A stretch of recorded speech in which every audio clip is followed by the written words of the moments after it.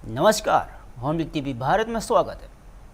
राजधानी लखनऊ में रोडवेज संविदा कर्मियों का आंदोलन एक बार फिर उग्र होता नजर आया है। अपनी विभिन्न मांगों को लेकर प्रदर्शन कर रहे चालक और परिचालक हजरतगंज स्थित गांधी प्रतिमा स्थल पर पहुंचे और जमकर नारेबाजी की और संविधान कर्मियों का आरोप है कि उनकी समस्याओं और मांगों पर प्रशासन ध्यान नहीं दे रहा है और प्रदर्शनकारियों ने कहा है कि उनकी बात लगातार अनसुनी की जा रही है, जिसके चलते उन्हें सड़क पर उतारकर विरोध दर्ज कराना पड़ रहा है।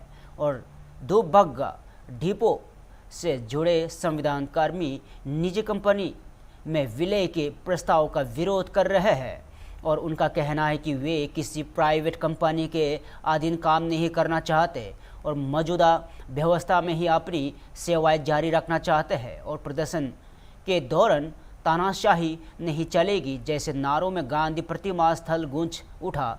और बताया जा रहा है कि सिटी बस सेवा से जुड़े करीब 500 परिचालक और चालक इस आंदोलन में शामिल हैं और कई दिनों से कार्य बहिष्कार कर रहे हैं। और स्थिति को देखते हुए पुलिस ने प्रदर्शन कर रहे कई संविधान कर्मियों को हिरासत में ले लिया और बाद में उन्हें हजरतगंज से इको गार्डन भेज दिया गया। और फिलहाल संविधान कर्मियों का आंदोलन जारी है और सभी की निगाहें प्रशासन और प्रदर्शनकारियों के बीच संभावित वार्ता पर टिकी हुई है। के हाथों में सौंपा जा रहा है और जो है जब हम सब जो है कहते हैं कि संविदा हम पर रखा जाए तो वो कहते हैं नहीं, आपको जो है निजीकरण के हाथों में हम दे देंगे। कितने पूरे लोग थे आपके? हमारे यहाँ के कम से कम 500 साथी हैं। 500? जी। कहाँ से आप आए? जी, हम तो दुबग्गा डिपो से आए हैं। जी। कितने लोगों की संख्या है? 500। कितने लंबे समय से मामला चल रहा है? ये जो है आज से 5वां दिन हड़ताल का है, लेकिन कोई कार्रवाई नहीं हुई है, ना हम सबकी सुनवाई हो रही है। कहीं भी जाओ वहाँ पर जो है खदेड़ दिया जाता है। यहाँ पर आते हैं तो हम सबको उठाकर जो है वहाँ इको गार्डन में डाल दिया जाता है। ना कोई खाने पीने की व्यवस्था की गई है, ना पर वहाँ पर पानी की व्यवस्था की गई है। केवल वहाँ पर हम सब भूखन मर रहे हैं, कहीं सुनवाई नहीं हो रही। हम सब जो है वहाँ मुख्यमंत्री से मिलने गए तो वहाँ मुख्यमंत्री से भी नहीं मिलने दिया गया। अगर ये मांग पूरी नहीं होती है तो आगे का क्या है? अब हड़ताल जारी रहेगा और जो है जैसे कार्य कर रहे हैं वैसे कार्य करते रहेंगे। हम लोग आते हैं यहाँ पे हम लोगों को लाद के वहाँ भेज दिया जाता है, कोई सुनवाई नहीं हो रही है। आज 7वां दिन है हम लोगों को और मेरे यहाँ के कुछ बंदों को वहाँ पकड़ लिया गया है, 5 लड़कों को। ये हो रहा, हम लोग परेशान है। अब क्या करें हम लोग? 10 साल करते करते हो गया। हम लोग 7,000 4,000 रुपए में हमको प्राइवेट में बेचा जा रहा है। और यहाँ आते हैं कोई सुनवाई नहीं। यहाँ से सीधा लाद के वहाँ डाल दिया जाता है, 6 बजे के बाद छोड़ दिया जाता है और कुछ नहीं, वहाँ कोई सुनवाई नहीं हो रही है। महोदय दयाशंकर जी ने भी कल सुनवाई हुई और उन्होंने भी कुछ नहीं सुनवाई की। क्या करें हम लोग, बताओ क्या मांगे आप? हम लोगों की संविदा पे हम लोग पहले थे भारत और संविदा पे रहेंगे, प्राइवेट कंपनी में नहीं जाएंगे। हम लोगों को प्राइवेट कंपनी में भेजा जा रहा है। समस्या ये हम लोग कम से कम 350-400 लोग हैं। 350-400 लोग हैं। क्या करें हम लोग, बताइए? अपना जीवन यापन नहीं कर पा रहे हैं। यहाँ लखनऊ में रह रहे हैं। कम 3 महीने से 4 महीने सैलरी नहीं मिली थी। जब हमने लोगों ने धरना किया तो 3 महीने। और मेरे मंडलायुक्त जी वहाँ पे वही हम लोगों को क्या करते हैं, अंदर कहीं आवाज ही नहीं उठाने दे रहे हैं, उठा के पटकवा देते हैं। बस ये कर रहे हैं। क्या नाम है आपका? हिमांशु सिंह।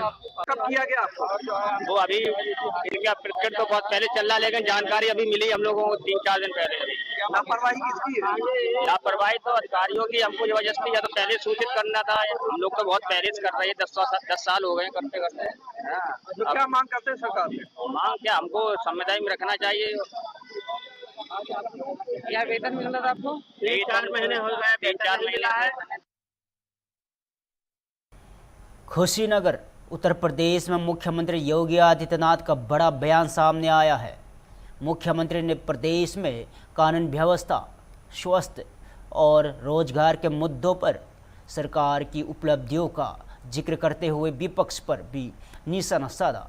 एक कार्यक्रम को संबोधित करते हुए योगी आदित्यनाथ ने कहा है कि जिनकी सरकार ने उत्तर प्रदेश में माफिया के प्रभाव को समाप्त करने के साथ साथ बीमारियां फैलाने वाले मच्छरों पर भी प्रभावी नियंत्रण किया है। उन्होंने कहा कि मच्छर बीमारियां फैलाते हैं जबकि माफिया बेरोजगारी और भय का माहौल पैदा करते हैं। और मुख्यमंत्री ने कहा है कि प्रदेश में बीमारी और बेरोजगारी जैसी चुनौतियों का समाधान करने के लिए सरकार ने लगातार काम किया है। और उन्होंने दावा किया है कि आज उत्तर प्रदेश में सरकारी नौकरियों की भर्ती प्रक्रिया पारदर्शी तरीके से हो रही है और प्रदेश के विभिन्न जिलों में युवाओं को रोजगार के अवसर मिल रहे हैं। योगी आदित्यनाथ ने विशेष रूप से कुशीनगर के युवाओं का उल्लेख करते हुए कहा है कि अब यहां के नौजवान भी नियुक्ति पत्र प्राप्त कर रहे हैं और विकास की मुख्य धारा से जोड़ रहे हैं। और मुख्यमंत्री के इस बयान को प्रदेश में कानून व्यवस्था और रोजगार के मुद्दों पर सरकार की उपलब्धियों को रेखांकित करने के रूप में देखा जा रहा है। कुशीनगर जनपद में अब किसानों को गन्ने का दाम अब 315 नहीं बल्कि 400 रुपया कुंटल हम देने का काम कर रहे हैं और गन्ना का मूल्य समय पे मिले यह सुनिश्चित किया जा रहा है। अब इंसेफ्लाइटिस की बीमारी वैसे ही समाप्त हो गई है जैसे माफिया यूपी से समाप्त हो गए हैं। हमने माफिया को भी समाप्त किया और मच्छर को भी समाप्त किया। ये मच्छर बीमारी लाता था, माफिया बेरोजगारी लाता था। बीमारी और बेरोजगारी दोनों की समस्या का समाधान करके आज यूपी में जब कोई नौकरी निकलती है और सिलेक्शन होता है तो हमारे कुशीनगर के नौजवान भी नियुक्ति पत्र प्राप्त करने के लिए आते हैं। क्योंकि मैं हर नियुक्ति पत्र अपने हाथ से देता हूं, पूरी सूची मंगाता हूं, देखता हूं वे कुशीनगर का भी कोई नौजवान आया है कि नहीं आया है। पुलिस की भर्ती हुई तो पुलिस की भर्ती में कुशीनगर का नौजवान, कोई भर्ती होती है कुशीनगर का कोई बेटी, कुशीनगर का कोई नौजवान भर्ती होता है, सरकारी नौकरी भी प्राप्त कर रहा है। और अब जो निवेश हो रहा है इस निवेश के माध्यम से भी जो रोजगार मिल रहा है उस रोजगार में भी, उस नौकरी में भी कुशीनगर का नौजवान भी प्राप्त करता है। बहनों और भाइयों, पश्चिम बंगाल की राजनीति में तृणमूल कांग्रेस के भीतर उठे विवाद ने नया मोड़ लिया है। टीएमसी ने अपने 2 विधायकों ऋतव्रत बनर्जी और संदीपान साहा को पार्टी से निष्कासित कर दिया है। इस घटनाक्रम के बाद पार्टी के निलंबित नेता रिजू दत्ता का बयान चर्चा में आ गया है। रिजू दत्ता ने दावा किया है कि दोनों विधायकों ने विधानसभा अध्यक्ष को पत्र लिखकर भ्रष्टाचार जालसाजी का आरोप लगाया था। उनके मुताबिक इस शिकायत के बाद पार्टी ने दोनों विधायकों के खिलाफ कार्रवाई करते हुए उन्हें निष्कासित कर दिया है। दत्ता ने कहा है कि इस पूरे मामले की राजनीतिक जिम्मेदारी पार्टी नेतृत्व को लेनी चाहिए। उन्होंने आरोप लगाया कि जिन लोगों को पार्टी में आगे बढ़ाया गया वही अब पार्टी नेतृत्व के लिए चुनौती बन गए हैं। रिजू दत्ता ने यह भी कहा है कि बसपा को धन्यवाद देने की वजह से उन्हें पार्टी से निलंबित किया गया था। उनके इस बयान के बाद टीएमसी के भीतर आंतरिक कलह और अनुशासनात्मक कार्रवाई को लेकर राजनीतिक चर्चाएं तेज हो गई है। फिलहाल इस पूरे मामले में टीएमसी की ओर से आधिकारिक प्रतिक्रियाएं आगे आने की कार्रवाई पर भी सभी की नजरें टिकी हुई है। ऋतव्रत बंदोपाध्याय और संदीपन साहा ने चिट्ठी लिखा था स्पीकर को कि उनका साइन फॉर्ज किया है, साइन फॉर्जरी हुआ है, और ये सुनने के बाद तृणमूल कांग्रेस ने इन 2 विधायकों को एक्सपेल कर दिया। उसके बाद क्योंकि मैंने भी तृणमूल कांग्रेस किया बहुत साल, मेरे पास ये खबर आया कि, और कुणाल घोष जी जो तृणमूल के विधायक है उन्होंने भी प्रेस में बोला ये कि ऋतव्रत बंदोपाध्याय के नेतृत्व में दोपहर को करीब 50 तृणमूल कांग्रेस के विधायकों का रूबी के पास एक होटल में मीटिंग हुआ, फोन पे भी बात हुआ, और शाम को एमएलए हॉस्टल में भी बहुत एमएलए के साथ मीटिंग किया है। और आज शायद ये दोपहर को 1 या 2 बजे ये सारे एकजुट होके विधानसभा के स्पीकर के पास जा रहे हैं और ये 3 मेन मुद्दे ये लोग उठा रहे हैं। पहला, हम लोग 2/3 मेजोरिटी हैं, करीब 50 विधायक हम लोग के साथ है, हम ही असली तृणमूल है। दूसरा चीज कि क्योंकि हम असली तृणमूल कांग्रेस हैं तो नेता प्रतिपक्ष ऋतुव्रत बंदोपाध्याय होगा, शोभनदेव चट्टोपाध्याय नहीं। और तीसरा, हम लोग के पास 2/3 मेजोरिटी है तो ये जो घास के ऊपर जोड़ा फूल का जो सिंबल है ये हमारा होना चाहिए। शिवसेना महाराष्ट्र मॉडल अभी बंगाल में चल रहा है, पर मैं 2 बहुत बड़ी बातें कहना चाहता हूं। पहला बात, जिम्मेदारी अभिषेक बनर्जी को लेना पड़ेगा।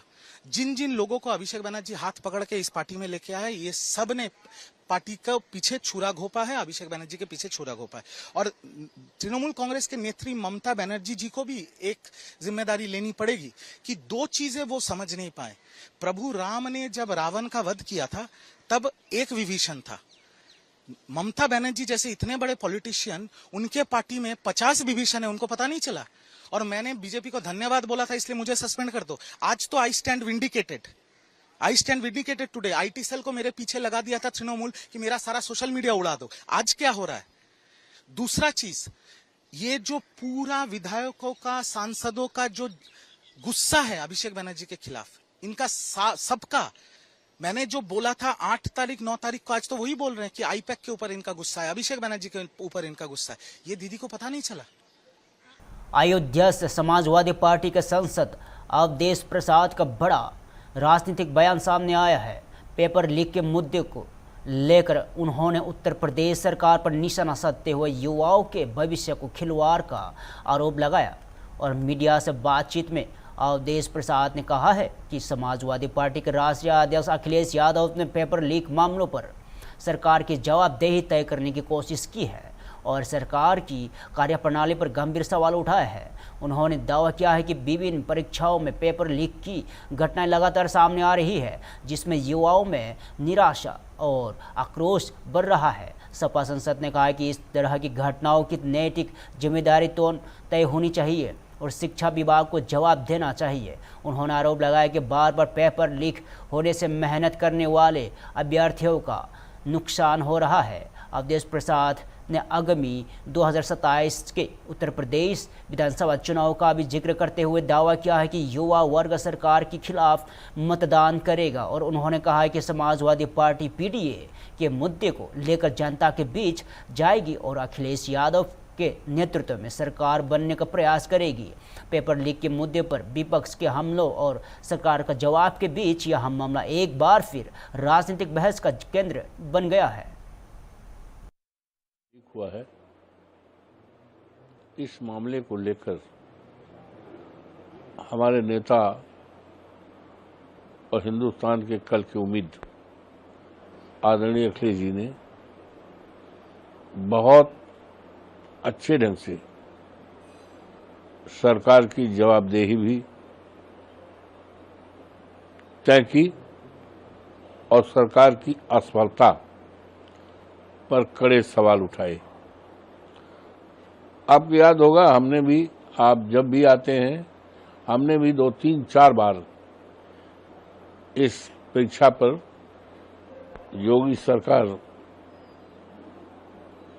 की और जो हमारी सरकार के अंदर सब पर सवाल उठाए। केवल यही पेपर नहीं लीक हुआ, ये पेपर लीक होने का सिलसिला लगातार जारी है। पेपर सेट करने वाले कौन है, जिम्मेदारी किसने दी है, लीक करने वाले कौन लोग हैं। ओवरऑल सरकार पूरी तरह से जिम्मेदार है। इसके लिए सरकार के शिक्षा मंत्री को तत्काल इस्तीफा देना चाहिए था। खैर, ये नैतिकता से इनका दूर दूर तक कोई रिश्ता नहीं है, इसलिए इस्तीफा तो नहीं देंगे। लेकिन इस प्रदेश का युवा, इस देश का युवा, जो हमारी अमूल्य धरोहर है, दौलत है, किसी देश की दौलत हीरा जवाहरात सोना चांदी नहीं। बिहार की राजनीति में सरकारी आवाज को लेकर चल रही चर्चाओं के बीच मुख्यमंत्री सम्राट चौधरी का बयान सामने आया है। शेखपुरा में मीडिया से बातचीत के दौरान उन्होंने सरकारी आवास और जन सेवा को लेकर अपनी बात रखी।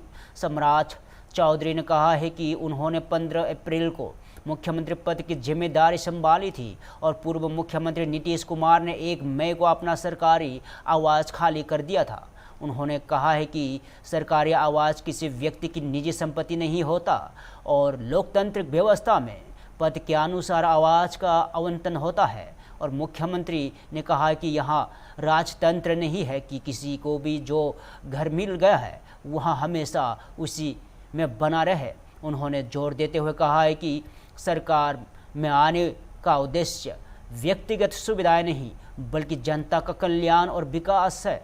और सम्राट चौधरी ने कहा है कि जनप्रतिनिधियों और सरकार का पूरा ध्यान जनता की समस्याओं के समाधान और राज्य के विकास पर होना चाहिए। उनके इस बयान को सरकार के आवाज को लेकर उठ रहे सवालों का जवाब के रूप में देखा जा रहा है और बिहार की राजनीति में इस बयान के बाद एक बार फिर राजनीतिक प्रतिक्रियाओं का दौर तेज होने की संभावना है। कुछ लोगों को चिंता लगती है कि हमारा घर हमारा बचा रहे। मैं तो पिछले 10 वर्षों से 2016 से लेकर 2026 तक मैं कई बार मंत्री बना, कई बार उप मुख्यमंत्री बना, बिहार का गृह मंत्री भी रहा, लेकिन मैं सरकारी घर में नहीं रहता था। मात्र 2400 स्क्वायर फीट के घर में अपने घर में रहने का काम करता हूं। लेकिन आज प्रधानमंत्री नरेंद्र मोदी जी और नीतीश कुमार जी ने बिहार की सेवा करने का मौका दिया है। सर, मैं तो अब पहली बार नीतीश कुमार जी को धन्यवाद देता हूं। नीतीश कुमार जी को कोई नोटिस नहीं गया। नीतीश कुमार जी को सिर्फ उन्होंने कहा कि अब मुख्यमंत्री सम्राट चौधरी हो गए। मैं 15 अप्रैल को मुख्यमंत्री बना और मैं नीतीश कुमार जी को धन्यवाद देता हूं कि 1 मई को उन्होंने अपना सरकारी घर खाली करके दूसरे घर में चले गए। यह है सुचिता का परिचय। लोग उनको देखना चाहते हैं जो लोकतंत्र में जनता का सेवक होते हैं। मैं तो जब मुख्यमंत्री आवास में गया तो मैंने पहले दिन का पश्चिम बंगाल की राजनीति में टीएमसी सांसद अभिषेक बनर्जी पर हुए हमले को लेकर सियासी बयानबाजी तेज हो गई है। इस मुद्दे पर उत्तर प्रदेश सरकार में मंत्री अनिल राजभर ने ममता बनर्जी के विरोध प्रदर्शन और टीएमसी की स्थिति को लेकर प्रतिक्रिया दी है। लखनऊ में मीडिया से बातचीत के दौरान अनिल राजभर ने कहा है कि जो राजनीतिक दल केवल सत्ता की राजनीति करते हैं, जनता समय आने पर उन्हें जवाब देती है। उन्होंने दावा किया है कि तृणमूल कांग्रेस का जनाधार कमजोर हो रहा है और पार्टी के भीतर भी असंतोष दिखाई दे रहा है। राजभर ने कहा है कि आज स्थिति यह है कि पार्टी की बैठकों में विधायक भी शामिल नहीं हो रहे हैं और साथ ही उन्होंने अभिषेक बनर्जी पर हुए हमले जैसी घटनाओं की निंदा करते हुए कहा है कि किसी भी प्रकार की हिंसा या हमले का समर्थन नहीं किया जा सकता। और उन्होंने कहा है कि लोकतांत्रिक राजनीति में संवाद और शांतिपूर्ण माहौल जरूरी है। उनके इस बयान के बाद पश्चिम बंगाल की राजनीति को लेकर बसपा और टीएमसी के बीच आरोप प्रत्यारोप का दौर और तेज हो गया है और फिलहाल अभिषेक बनर्जी पर हुए हमले और उसके विरोध में हो रहे प्रदर्शनों को लेकर राजनीतिक प्रतिक्रिया लगातार सामने आ रही है।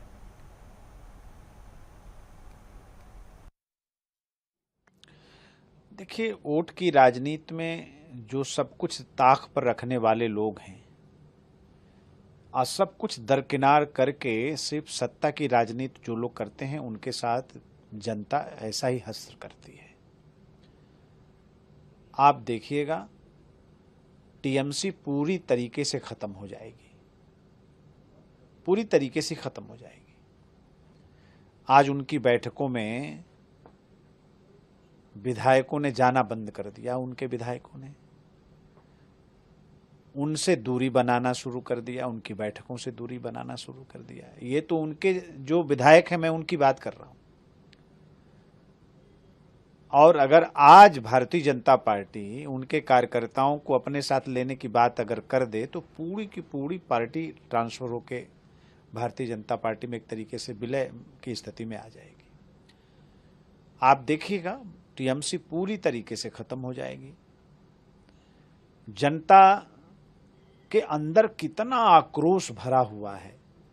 हालांकि इस तरह की घटनाओं की हम लोग निंदा करते हैं, ऐसा नहीं होना चाहिए, जनता को भी थोड़ा धैर्य रखना चाहिए। लेकिन इनके कुकर्मों से, इनके पापों से जनता कितना आक्रोशित है, उनके मन में कितना आक्रोश भरा हुआ है, जिसका प्रदर्शन थोड़ा सा भी समय मिलता है तो वो कर देते हैं। इसलिए सार्वजनिक जीवन में रहने वाले, राजनीति के क्षेत्र में काम करने वाले लोगों के लिए ये नजीर भी है, उदाहरण भी है कि हमें जनभावनाओं को नजर।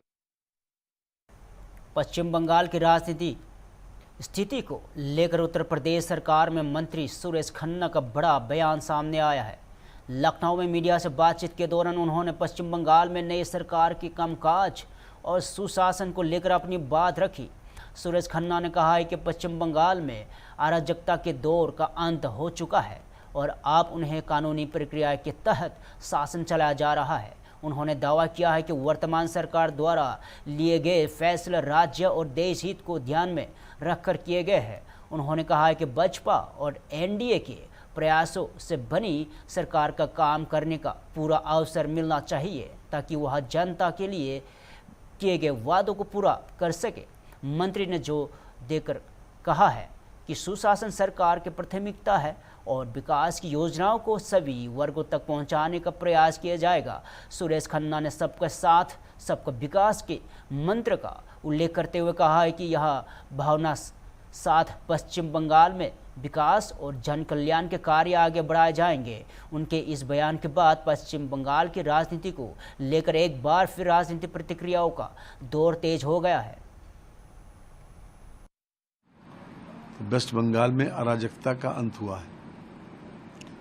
बरसों तक हमारी मुख्यमंत्री श्रीमती सुश्री ममता बनर्जी ने बंगाल को एक अराजकता के गर्त में झोंक रखा था। आज सही मायने में एक पॉपुलर सरकार बनी है एनडीए की और विशेष रूप से भारतीय जनता पार्टी की।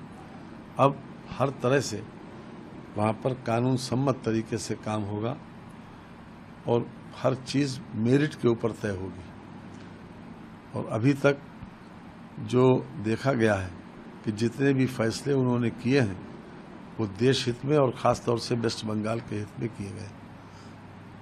तो मैं अपने केंद्रीय नेतृत्व को इसलिए बधाई देना चाहता हूँ कि उन्होंने जिस प्रकार से बंगाल, जो कि हमारा एक बॉर्डरिंग स्टेट है, वहाँ सबसे ज़्यादा आवश्यकता इस बात की है वो सुरक्षित रहे, और जिस प्रकार से वहाँ पर इन्फिल्ट्रेशन बढ़ा, जिस प्रकार से वहाँ पर हर प्रकार से एक दुर्व्यवस्था की स्थिति देखने को मिली, आज भारतीय जनता पार्टी और एनडीए के विशेष प्रयासों से जो सरकार बनी है उसको काम करने का मौका दिया जाना चाहिए पूरी तरीके से। किसी भी सरकार के लिए जितना दिन अभी तक सरकार बने हुए हैं उसका इस समय मूल्यांकन करना ये उचित भी नहीं है। हालांकि उनके द्वारा जो भी निर्णय लिए गए हैं वो स्वागत योग्य है, लेकिन इस प्रकार से जब जनता ने चुनी है सरकार तो कम से कम एक साल तक ये देखना चाहिए कि सरकार की दिशा क्या है। इसके पहले कि बाकायदा लोग उसके लिए आंदोलन करें। अब चूंकि सत्ता तो चली गई, अब सत्ता तो है नहीं। उन्होंने तो सत्ता जाने के बाद भी इस्तीफा देने से मना किया था। ये तो एक पहली बार ऐसी परंपरा सुनने को मिली, लेकिन बाद में वो उनको तो जाना ही था। लेकिन आज पूरे देश में खासतौर से हमारी फिलहाल के लिए इतना ही। ताज़ा खबर देखते रहे होम टीवी भारत।